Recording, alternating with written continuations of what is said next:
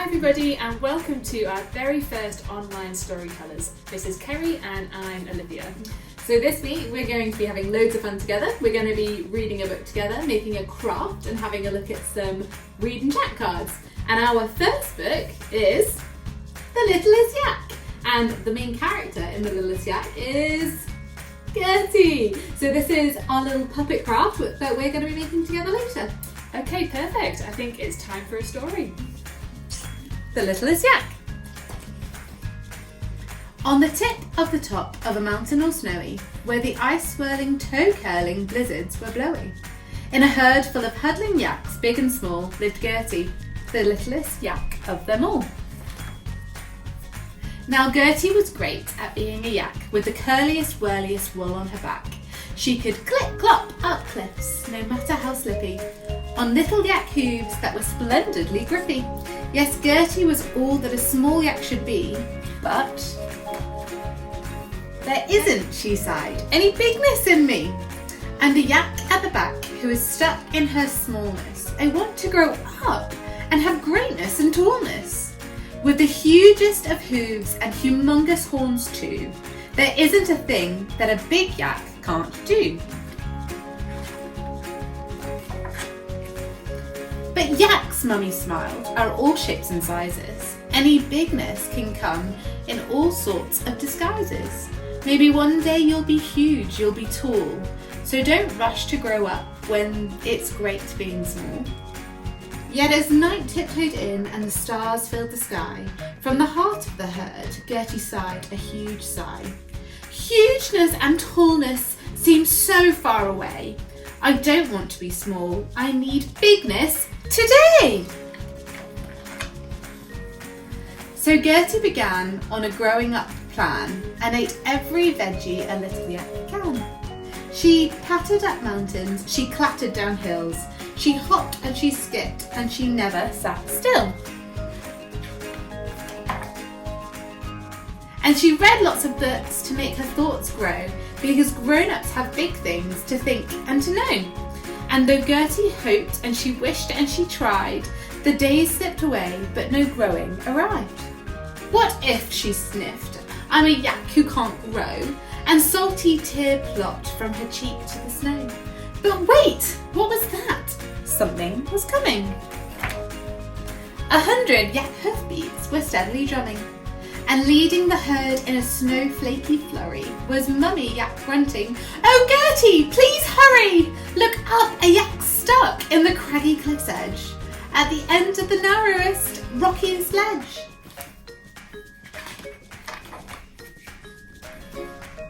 Our hooves are too heavy, our horns are too wide, to squeeze on a ledge on a steep mountainside. But you are our littlest, grippiest yak. Only you can squeeze up there and bring that yak back.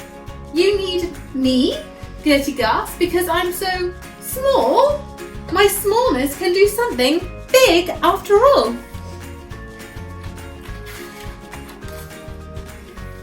And Gertie was off, there was no time to waste, over the ice-frosted rocks in great haste, up higher and higher, leaping and springing, then onto the ledge where a yak shape was clinging. Oh, Gertie squealed as she stopped in her tracks. Why, you're the tiniest, weeniest, teeniest of yaks. I wanted to clip-clop of clips, the yak shivered, but I'm not very grippy, and his teeny horns quivered. Well, gripping, smiled Gertie, is what I do best. Just hold on tightly, and I'll do the rest. So onto her back the teeniest yak leapt, and down through the rocks and the ice Gertie swept. Home to the herd far below, cheering loudly. Gertie, you did it! They all grunted proudly. The teeniest yak would be stuck without you. There are some things only a small yak can do. Then Gertie was wrapped in a warm, woolly hug. In and into her ear, Mummy whispered with love.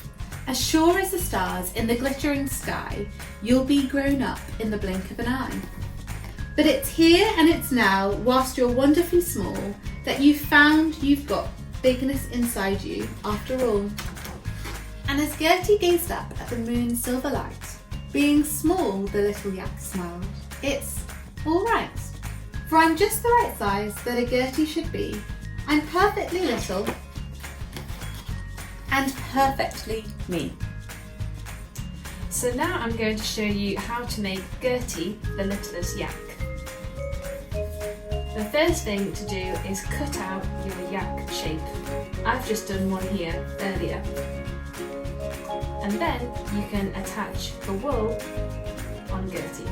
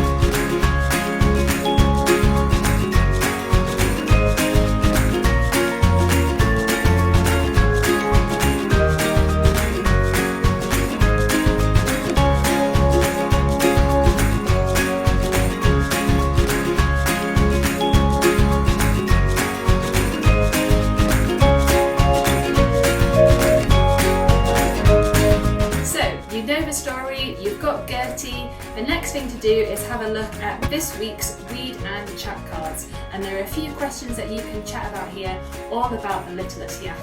And when you've chatted about it and you've made Gertie, make sure to take a picture, and if you put it on social media, make sure that you tag us with FFL Storytellers. Great, and we'll see you next time. Bye! Bye!